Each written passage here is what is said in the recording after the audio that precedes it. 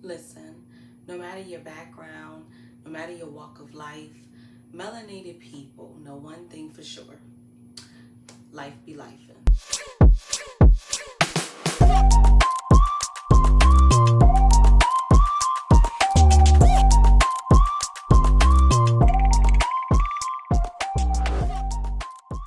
In other words, when you stumble upon the challenges of life, it has a big impact on who we are and who we are to become. Melanated people, generationally, have experienced so many atrocities that we never got a chance to truly look at ourselves and realize that we've been broken. And broken doesn't mean shattered to pieces. Broken doesn't mean that all of these pieces are unable to be brought back together. And therefore, you can be broken and not defeated, because you can restore that sense of self. See, today when I'm speaking about being broken, I'm speaking about the real you. It's a real you beneath this exterior shell. And that real you wants to be fixed. That's the person that we're speaking to today, because that person has lost or has been robbed of their self-identity. When you rob a people of knowledge of self, see, the book of Hosea 4:6 says, "My people have been destroyed for a lack of knowledge," or "My people suffer for a lack of knowledge." When you rob a people of the knowledge of self, we have to understand what that does. See, there's a brilliant lady by the name of Bibi Marimba Annie, Dr. Marimba Annie, and she wrote a book called Yurugu. And in her book, she speaks about the ability to self-name and self-define. And because we haven't had this ability to self-name and self-define, we haven't been able to pass this culture down generationally. When I use the word culture, which she also states, culture is our immune system. Because we haven't had our moms and dads pass down this culture, and culture does not mean hip-hop culture or what we call black culture today, because ultimately that's just slave culture. When we say culture, we mean indigenous culture that prescribes for you your identity. It tells you who you are. It tells you what you are. It tells you what you should eat. It tells you what you should think. It tells you who you should marry, who you should copulate with, who should be in your bedroom, who shouldn't be in your bedroom. It tells you, it blueprints everything for you. So it eliminates what most people are doing today, trying to find themselves, because culture defines that for you. So when this culture is not passed down from mother and father, and you can't give that culture, it leaves the broken person that's underneath susceptible to taking on these new personalities or to take on these new spirits. See, the book of 2 Corinthians 11:4 says that there will be a new spirit, a new doctrine, and another spirit, another doctrine, and another Christ. That he will come preaching another spirit, another doctrine, and another Christ. And that spirit, that perverse spirit, is the spirit that we've taken on. I want to share some of my notes with you for just a second, because the spirit is the personality. And the personality is shaped by the environment. See, your RNA, our body is amazing.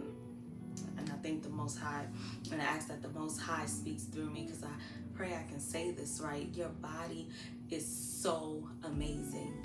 And our body is in constant communication with itself, sending so many messages.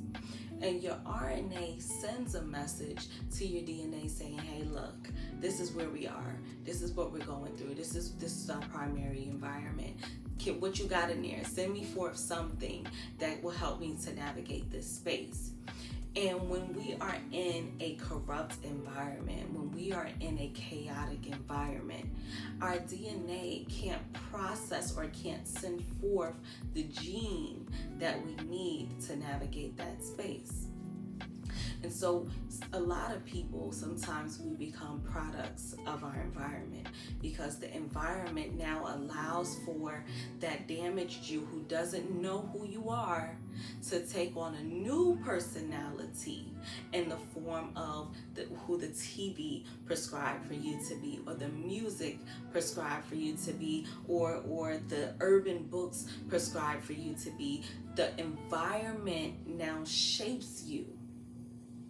But 2 Corinthians 4:4 also says that the God of this world is the devil.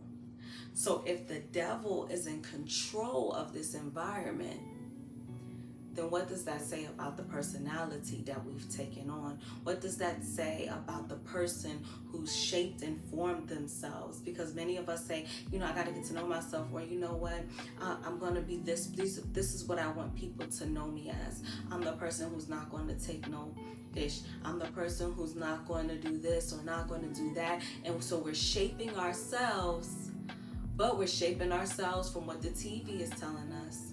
We're shaping ourselves from what the music is telling us. We're shaping ourselves from what ignorance is telling us, because ignorance is the force that has separated us into pieces.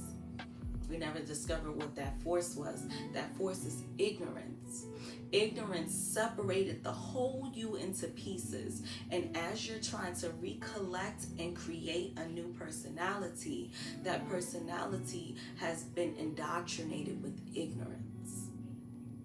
See, the Most High speaks to us. I'm telling you, this is where a transfer takes place from what the real you would accept, right? The you without interference would reject ignorance. The real you without interference would reject the illusion. The real you without interference is self-preserving. If we think about our behaviors, everything that we've become today is self-destructive. We drink, which damages our body. We smoke, which damages our body and our brain. We fornicate. We having 10 sums, 5 sums, 3 sums. I should have went down then up. 3 sums, 10 sums, 20 sums, right? Orgies, wife swaps. We've taken on, as the book of Revelation said, the image and likeness of the beast.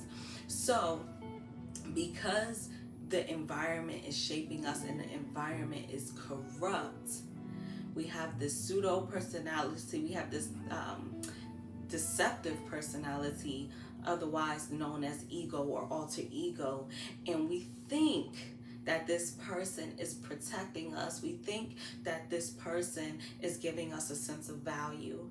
We think this person is giving us a sense of self-worth and a sense of knowing and a sense of reliability. All of these things that we feel we can get from this new person or this new self. But ultimately, this person is diseased. The second that we decided to integrate ourselves or to diversify ourselves, we already told ourselves that this other being, this other person, this corrupt personality, this spirit of perversion is acceptable. That's what we're telling ourselves, because the lion trains the lion cub to say, these are hyenas. These hyenas will kill you. Don't go around the hyenas. And the lion cub will stay away from the hyenas. But the second that we put ourselves in the environment with the hyenas, you're telling me that it's okay to be around or to be like the hyena. I don't know if that makes sense, but I love the way my teacher uses nature as an example, because we do everything opposite of nature. So now we're here. This is the place that we're at in our lives. This is the point that we're at in our lives.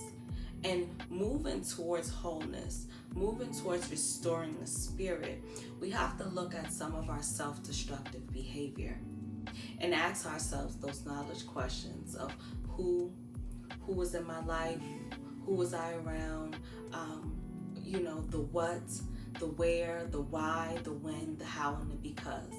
Why did I put myself in these environments? Why did I make certain decisions? So we're not looking at one thing in particular that we feel broke us, but we're looking at each tear. Each point in our lives where we experience a little slash, a little tear, a little cut, because these become big wounds.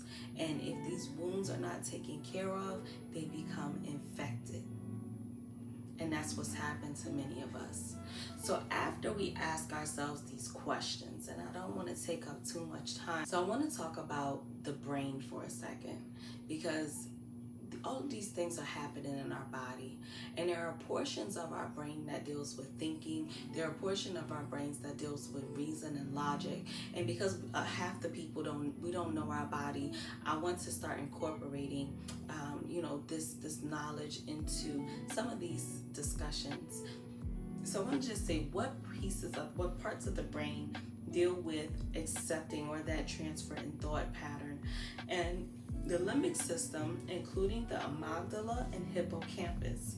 This part of the brain is involved in emotion processing, particularly negative emotions like fear and distress. And it also plays a role in forming emotional memories. In individuals who self-harm, there might be heightened activity in these regions, making it difficult to regulate strong emotions and potentially driving self-harm as a way to cope with overwhelming feelings. That's the bottle. That's that eighth that you picked up, that fifth that you picked up from the store. Yes, I'm talking to you. That's the blunt that you rolled up. That's that hurt you speaking to other people. That's that sharp tongue. That's I'm saying these emotions that have not had a chance to be properly processed. Emotions are potentially driving self-harm as a way to cope with overwhelming feelings. The prefrontal cortex, especially the orbital frontal cortex and prefrontal cortex, these areas are responsible for higher level thinking, including decision making, planning, and evaluating the consequences of actions. So if this portion of the brain deals with evaluating consequences and making good decisions, and if this portion of the brain has been interfered with, will we make proper decisions? It also goes on to say there may be imbalances or reduced connectivity between the frontal cortex and the limbic system, the first system we just spoke about. There may be connection issues, reduced connectivity. And it says potentially impacting the ability to adequately assess the long-term risk and consequences of self-harming behavior.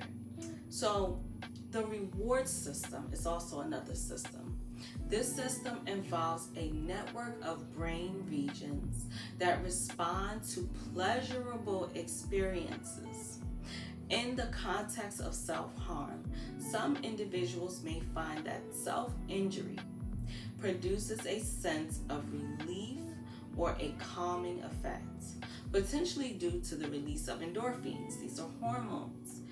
This can activate the brain's reward system and inadvertently reinforce the harmful behavior. And our teacher also teaches us about the abdominal brain, which also wants pleasure. So I read this to say these portions of the brain that are dealing with self-harm indicates for us that the real person beneath, that person that we're speaking to today, has undergone a process of self-hate. And that's hard to say, and it's hard to accept, because most people will say that I don't hate myself, I love myself. I think I'm intelligent, I think I'm beautiful, I'm fly, I'm sexy, I'm this, I'm that. I don't hate myself. So she can't be talking to me. But for a second, let me read something else. I know it's a lot of reading, but it's important, because people who express self-love publicly while secretly battling self-hatred may be exhibiting signs of narcissistic traits, insecurity, or coping mechanisms to mask deeper emotional pain. This behavior can stem from a desire for external validation. Talk to me for a second. Are we not seeking validation? Or a need to project a false sense of confidence? I'm bad, I'm this, I'm a 9, I'm a 10, I'm a 70, Desire for external validation or need to project a false sense of confidence to hide feelings of inadequacy. So much I want to say, but we're not going to go there today. So much I want to say because I understand it, because we're all living in this world that's been shaped and formed by the devil, and we've all undergone these different challenges, and we all know how it feels to project yourself as being this confident person, but may feel ways, in the background, may feel ways behind closed doors. So I'm trying to think, do I want to still go with something else? There's some things I want to say. Ultimately, these become personality disorders. This is the last thing I'm going to say. I want to read something. These become personality disorders. I'm going to read just a couple of ways that these personality disorders shows up. Okay? I'm going to go slow because, I've been told I move a little fast sometimes. I'm going to go slow in reading this. I hope we digest in these words. Self-hatred, when projected, often stems from a place of internalized negativity and painful past experiences. Events that triggers this projection can include traumatic experiences, particularly those involving childhood abuse, neglect, or bullying, internalized stigma related to mental health or other personal issues. I'm going to just list some. Childhood trauma, experiences of violence or discrimination, experiences of violences or discrimination that also includes racism, grave errors or betrayals. Either you betrayed someone or someone has betrayed you, and which invokes the guilt and the shame and can lead to intense self-criticism or self-loathing. Perfectionism. Now, this is one of my diseases. This is something I suffer from. The relentless pursuit of unattainable standards can lead to feelings of inadequacy and self-hatred. Wanting everything to be perfect. Azandi will delete 20 pictures before she gets to the picture that she wants. Azandi will take 20 takes on a video because she wants it to be perfect. Azandi has this unattainable standard because we've been broken. So I want to be this whole being, but not in the trueness of who I am. Just speaking in general, not in the trueness of who I am, but this perfectionism becomes also a barrier. It becomes also a defense mechanism. It also becomes a way of presenting a better self. Internalized stigma, holding negative beliefs about oneself due to societal stigmas surrounding mental health, gender, sexuality, or other personal characteristics can contribute to self-hatred. Self-negative talk, social isolation or feeling out of place. Talk to me, somebody. Consistent comparison to others, rejection or criticism, inability to process negative emotions, unrealistic expectations again, and the list goes on. I just wanted to name some of those so that we can see realistically how these things show up in our lives. And so these do become personality disorders. But I'm here to tell you that the Holy Coptic Church of the Black Messiah can restore you. It can, not through hope, but through direction, bring you a sense of wholeness and self-awareness and peace, because not only are you given direction, but you're given order. So we said it's a personality disorder, but here you get order. And what we read today, I don't want to, it's so much more that I want us to cover, and I have so many notes I want to share with you. But tomorrow on The Vantage Point, we'll be speaking with Reverend Dr. AJ Varma, who's going to help uncover, go into further detail on some of the things that I presented to you today. And we will be speaking about restoring the spirit. Who am I really? Restoring the spirit, who am I really? Don't miss it. Share it with your friends and family. Share this video with your friends and family, and so we can heal together. Peace and blessings. I'll see you tomorrow.